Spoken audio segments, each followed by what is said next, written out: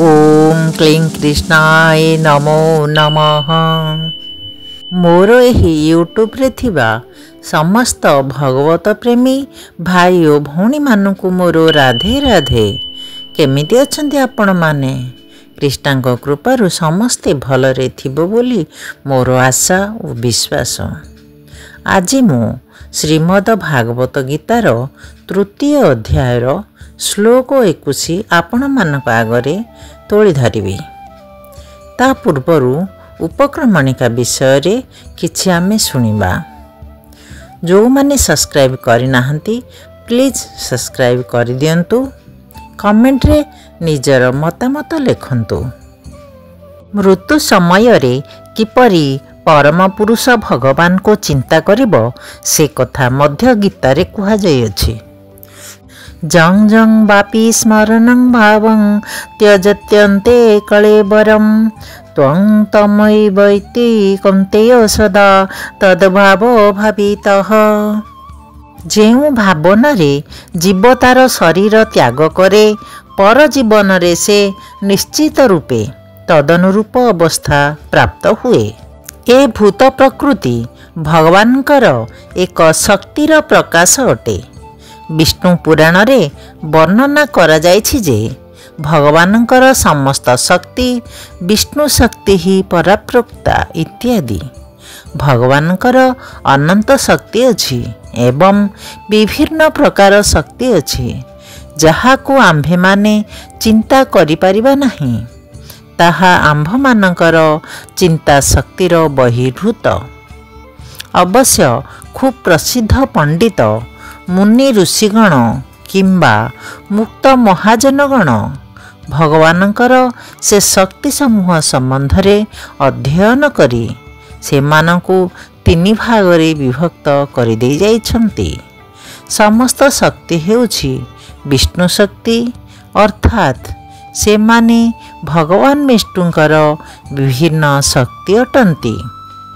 से शक्ति हेउछि पराशक्ति अर्थात दिव्य शक्ति उच्चतर शक्ति। जीवगण मध्य भगवानकर उच्चतम शक्तिर अंतर्गत। राधे राधे दोस्तों, एबे आमे श्रीमद भागवत गीतार तृतीय अध्यायर श्लोक 21 सुनिबा। श्लोक 21 जजदाचरति श्रेष्ठस्तत देवेतरो जनः सजत् प्रमाणं कुरुते लोकस्तदनु वर्तते। एहार अनुवाद जणे विशिष्ट व्यक्ति जाहा करंती साधारण लोक माने ताहा अनुसरण करंती।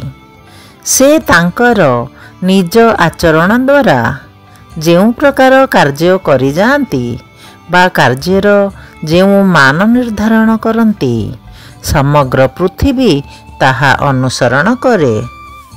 एहार भावार्थ जनसाधारण सर्वदा एक नेता दरकार करंती जे कि तांकर आचरण द्वारा सेमानंकु शिक्षा देई परिबो।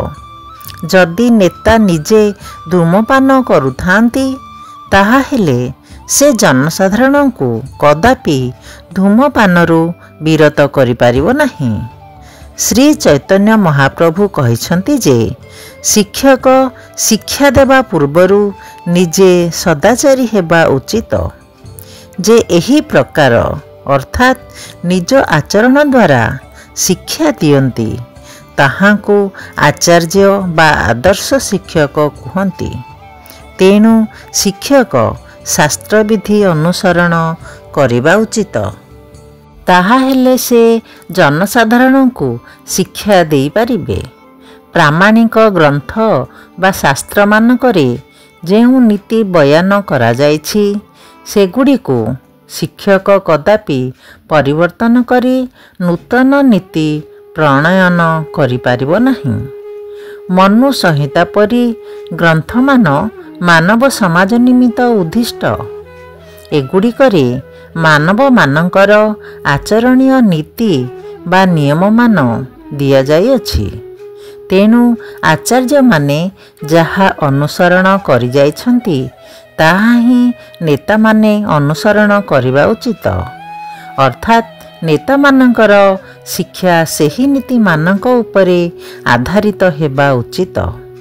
ଶ୍ରୀମଦ୍ ଭାଗବତରେ ମଧ୍ୟ ଏକଥା କୁହାଯାଇଛି ଯେ ବ୍ୟକ୍ତି ବିଶିଷ୍ଟ ଭକ୍ତମାନଙ୍କର ପଦାଙ୍କ ଅନୁସରଣ କରିବା ଉଚିତ ଏବଂ ଦିବ୍ୟାନୁଭୂତି ଲାଭ ମାର୍ଗରେ ଅଗ୍ରଗତି କରିବା ନିମିତ୍ତ ଏହା ହିଁ ହେଉଛି ପ୍ରକୃଷ୍ଟ ପନ୍ଥା। ରାଜା କିମ୍ବା ରାଜ୍ୟର ଶାସନ ମୁଖ୍ୟ, ପିତା ଏବଂ ସ୍କୁଲ ଶିକ୍ଷକ ଏହିମାନେ ସରଳ ଜନସାଧାରଣଙ୍କର ସାଧାରଣତଃ ନେତା ଅଟନ୍ତି।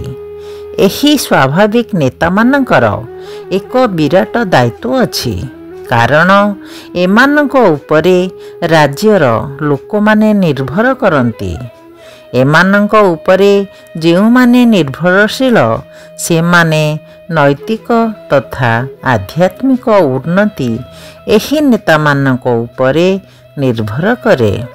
ତେଣୁ ଏ ନେତାମାନେ ପ୍ରାମାଣିକ ଗ୍ରନ୍ଥ, ନୀତିଶାସ୍ତ୍ର ଏବଂ ସେଥିରେ ଦିଆଯାଇଥିବା ଧର୍ମନୀତିମାନ ଭଲ ରକମେ ଜାଣିବା ଉଚିତ।